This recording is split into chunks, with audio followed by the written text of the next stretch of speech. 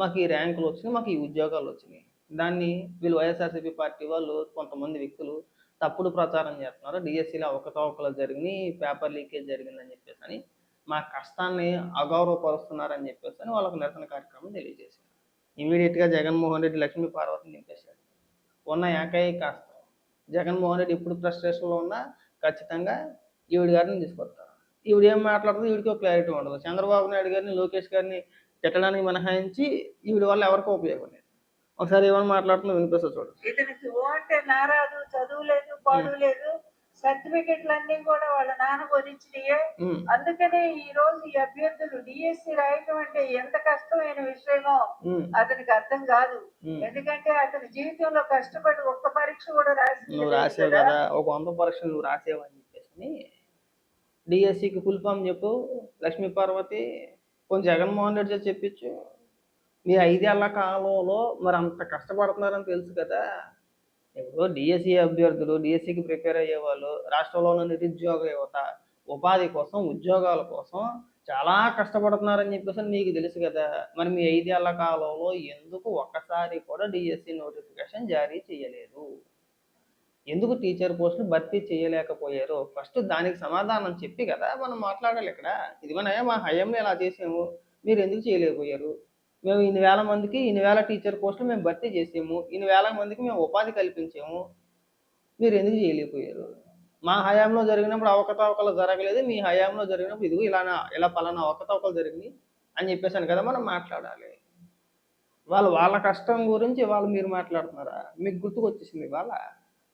అంటే మీరు అధికారంలో ఉన్నప్పుడు ఎవరో కష్టపడలేదండి? అప్పుడు కష్టపడ్డారు. మనం పట్టించుకోలేదు, ఇక్కడికి వచ్చి నీతులు చెప్తున్నాం మనం. అందుకనే ఈ రోజు ఎంతమంది అభ్యర్థులు ఎన్నో సంవత్సరాలు దానికోసం ఎదురు చూస్తా ఉన్నారు. అలా కష్టపడి రాసినటువంటి అభ్యర్థులకి నిజంగా మెరిట్ సాధించినటువంటి వాళ్ళకి ఉద్యోగాలు రాకుండా లోకేష్ ఒక్కొక్క సీటు 15 లక్షలకి పూర్తిగా ఎవరు డబ్బిచ్చారో వాళ్ళకి అమ్మేసుకొని ఎప్పుడోకప్పుడు ఆ డిఎస్సి అభ్యర్థులు ఎవరైతే ఉన్నారో సిప్పుతో కొట్టేస్తారు, గట్టిగా కొడతారు. నేను ఇలా లేనిపోని ఆరోపణలు చేయకూడదు. మన దగ్గర ఏమైనా ఆధారాలు ఉంటే మనం చెప్పే ప్రయత్నం చేయాలి. ఈ 15 లక్షల విషయం ఎందుకు మాట్లాడుతున్నట్టు ఇవి జగన్మోహన్ రెడ్డి గారు ప్రెస్ మీట్లో ఒక ఆడియో కాల్ వినిపించారు, వాట్సాప్ ఆడియో కాల్. ఇద్దరు వ్యక్తులు మాట్లాడుకుండగా అందులో ఉన్న ఒక వ్యక్తి ఏమంటాడంటే 15 లక్షలు కావాలి అని చెప్పేసి అడుగుతాడు. తీరా ఆ ఫోన్ నెంబర్లో వెరిఫై చేస్తే నందిగామ సురేష్ అనుచరుడే ఆ ఫోన్లో మాట్లాడు. అంటే వీళ్ళే ఒక స్క్రిప్ట్ రాసుకొని ఆ స్క్రిప్ట్లో ఈ డిఎస్సికి సంబంధించి, ఈ టీచర్ పోస్టులకు సంబంధించి మనం ఇలా మాట్లాడుకుందాం అని చెప్పేసి పథకం ప్రకారం అనుకొని ఆ ఫోన్ కాల్ని రికార్డ్ చేసి వైఎస్ఆర్సీపీ పార్టీ వాళ్ళు జగన్మోహన్ రెడ్డి చేతికి ఇచ్చారు. వాళ్ళ టీం అవ్వచ్చు, ఇంకోటి అవ్వచ్చు. ఆయన గుడ్డిది చేయలేకపోయినట్టు అంత ఆలోచించే తెలివి జగన్మోహన్ రెడ్డికే ఉండదు. గుడ్డిది చేయలేకపోయినట్టు అక్కడ స్క్రీన్ మీద వేసి ఇచ్చేసాడు. తీరా ఆ నెంబర్ ఎవరిదా అని చెప్పేసి వెరిఫై చేసి చూస్తే ఫోన్లో ఆయన పేరు ఏదోగానే వచ్చింది. తీరా చూస్తే నందిగామ సురేష్ అనుచరుడు. మరి ఇప్పుడు మిమ్మల్ని ఏసి పిచ్చి కొట్టాలి? ఏమన్నా అర్థం ఉండాలి. మనం మాట్లాడితే దేనికని కాస్తనే అర్థం ఉండాలి. మీరు ఎందుకు విమర్శలు చేస్తారో మీకు ఒక క్లారిటీ ఉండదు. పోనీ మీ దగ్గర అన్ని ఆధారాలు ఉన్నాయని అనుకున్నాం, కాసేపు అనుకుందాం. ఆధారాలు ఉన్నప్పుడు మీ ఆధారాలన్నీ, మీ దగ్గర ఉన్న ఆధారాలన్నీ కూడా ప్రజల ముందు ఉంచే ప్రయత్నం చేయాలి. కానీ మేము బయట ఎట్టేసామంటే మీరు మీ దగ్గర ఉన్న ఆధారాలు ఏం బయట పెట్టారని చెప్పేసి ఇప్పుడు మాట్లాడితే పేపర్ లీకేజ్ అని కాసేపు అంటారు. సిబిటి విధానంలో ఎగ్జామ్స్ జరిగితే పేపర్ లీకేజీ ఎక్కడి నుంచి వచ్చింది అని అడుగుతున్నాం. దానికి సమాధానం అయినా చెప్పాలి కదా మీరు. వాటికి సమాధానాలు ఉండవు. 1 కాదు 2 కాదు కదా, 16,000 టీచర్ పోస్టులు భర్తీ చేశారు. ఇవాళ వాళ్ళందరూ రోడ్డుకి ఏమని మాట్లాడుతున్నారు? మా కష్టాన్ని మీరు అగౌరవపరుస్తున్నారు. మీరు చెయ్యకపోగా మీ హయాంలో మీరు 5 ఏళ్ళు మీ హయాంలో మమ్మల్ని పట్టించుకోపోగా 5 ఏళ్ళు మా జీవితాలు సర్వనాశనం చేసింది కాకుండా ఇవాళ వచ్చి డిఎస్సి నియామకాల్లో అవకతవకలు జరిగినాయి అని చెప్పేసి బురద జల్లుతూ ఉంటే వాళ్ళు ఏమని మాట్లాడుతున్నారు? వాళ్ళ మాటలకు సమాధానం చెప్పగలుగుతారా? పోనీ ఇవన్నీ వద్దు. ఇప్పుడు ఇన్ని ఉపన్యాసాలు చెప్పి మీరంతా కూడా రేపొద్దున అసెంబ్లీ సమావేశాలకు వెళ్ళి అసెంబ్లీలో ఇవే మాటలు మాట్లాడగలుగుతారా? ప్రభుత్వాన్ని ప్రశ్నించగలుగుతారా? అందరూ ఉంటారు కదా. జగన్మోహన్ రెడ్డి గారిని వెళ్ళమనండి అసెంబ్లీలో మాట్లాడమనండి. ప్రభుత్వం తరపు నుంచి విద్యాశాఖ మంత్రి నారా లోకేష్ గారు కూడా సమాధానం చెప్తారు. వినాలి కదా, వెళ్ళాలి కదా. అదే మళ్ళీ అసెంబ్లీకి వెళ్ళమంటే అదేదో పెద్ద ప్రపంచం మునిగిపోయినట్టే. అక్కడికి వెళ్ళే ప్రయత్నం మాత్రం చేయరు. నేను జగన్మోహన్ రెడ్డి గారికి కూడా ఒక చిన్న సలహా. మీరు ఘోరాది ఘోరంగా ఓడిపోవడానికి కారణాల్లో ఒక కారణం మీ పార్టీ నాయకుల చేత ఆ బూతులు తిట్టించడం. ముఖ్యంగా రోజా, కొడాల నాని, వల్లభనేని వంశీ, లక్ష్మీ పార్వతి, అంబటి రాంబాబు, దూరంపూడి చంద్రశేఖర్ రెడ్డి, ఇంకొంతమంది కార్యకర్తలు కూడా, ఆ బోరిగడ్డ లాంటి వాళ్ళు ఇంకా చాలామంది ఉన్నారు. వీళ్ళే ప్రధాన కారణం. అన్ని కారణాలు ఒక ఎత్తు అయితే ఈ కారణం మరొక ఎత్తు. ఎవరు కూడా టీవీలు చూడలేకపోయేవారు. అసెంబ్లీలోనూ అయ్యే బూతులు, మంత్రులు ఎవరైనా ప్రెస్ మీట్ పెట్టి మాట్లాడిన మంత్రులు అవే బూతులు, మీ నాయకులు ఎవరైనా మాట్లాడితే అక్కడ కూడా అవే బూతులు. ప్రజలు సహించలేదు, చూడలేకపోయారు. ఏ లీటర్ బాబులకు అధికారం కట్టబడితే పచ్చి బూతులు మాట్లాడుతున్నారు. ఇది ఎక్కడ దరిద్రం అనుకున్నారు. ఆ దరిద్రంలో లక్ష్మీ పార్వతి కూడా ఉంది. మీరు అనవసరంగా ఎంకరేజ్ చేస్తున్నారు.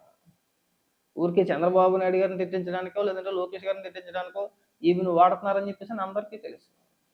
ఫస్ట్ ఆవును పక్కన పెట్టకపోతే మీరు 2029 ఎన్నికల్లో మీకు ఆ 11 కూడా మిగలవు. కొంతమందిని పక్కన పెట్టాలి ఖచ్చితంగా.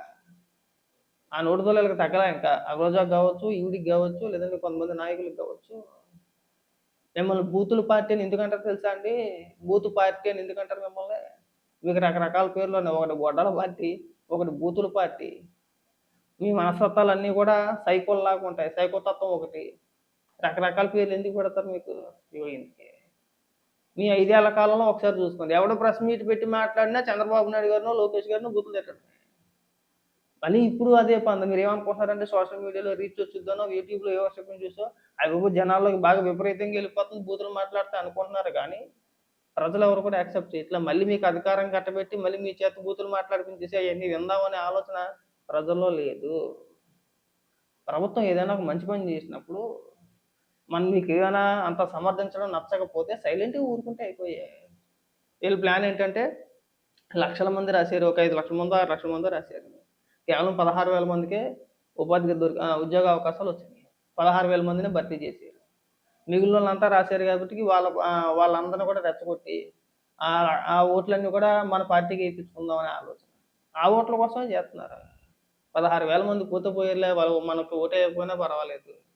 ఈ మిగిలిన వాళ్ళు ఎవరైతే ఉన్నారో వాళ్ళ కుటుంబ సభ్యులు మనకు ఓటేస్తే సరిపోద్ది. ఆ విధంగా రాజకీయం చేస్తున్నారు. కనీసం వాళ్ళకి తెలియదు. పోనీ మీరు ఏదో అనుకున్నారు, ఒక స్ట్రాటజీ ప్రకారం బాగానే ఉంది.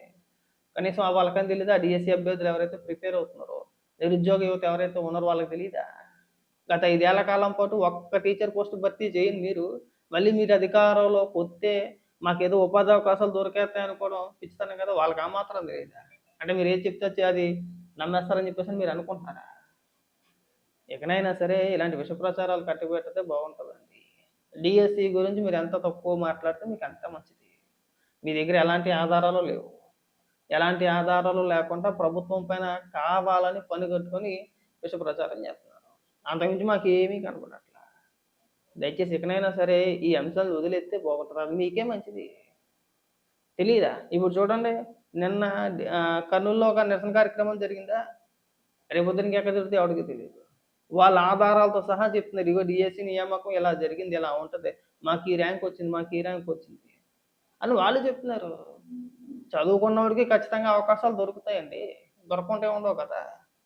కాబట్టి మళ్ళీ చెప్తున్నాం, ఈ లక్ష్మీ పార్వతిని మీరు ఎంత దూరం పెడితే అంతా మీకు మంచిది. లేకపోతే మీకు 2029 ఎన్నికల్లో ఇప్పుడున్న 11 కూడా గగనమే, కష్టమే. అదొకటి. ఇంకోటి, జగన్మోహన్ రెడ్డి గారి పందా కూడా మార్చుకోవాలి.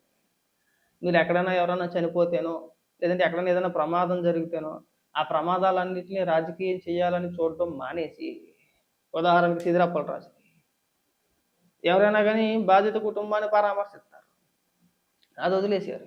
బాధిత కుటుంబాన్ని పరామర్శించడం వదిలేసి ఆ నిందితులు ఎవరైతే ఉన్నారో వాళ్ళ కుటుంబాలను పరామర్శించారు. ఇలా అయితే మీకు ఎవడండి ఓట్లేసేది? నవ్వుకోరా? మీ పార్టీ నాయకులే జగన్మోహన్ రెడ్డి గారు చేసింది తప్పు. అసలు బాధిత కుటుంబాన్ని పరామర్శించి ఆ మహిళలతో మాట్లాడి వాళ్ళ ఇంటి ముందు ప్రెస్ మీట్ పెట్టి మాట్లాడితే బాగుండేది. కానీ జైలు వరకు వెళ్ళాడు, సిదిరప్పలరాజు కుటుంబాన్ని పరామర్శించాడు, కానీ ఆ బాధిత మహిళల్ని పట్టించుకోలేదు, బాధిత కుటుంబాన్ని పట్టించుకోలేదని మీ నాయకులు, మీ కార్యకర్తలే కొంతమంది మీ ముఖం మీద చెప్పకపోవచ్చు కానీ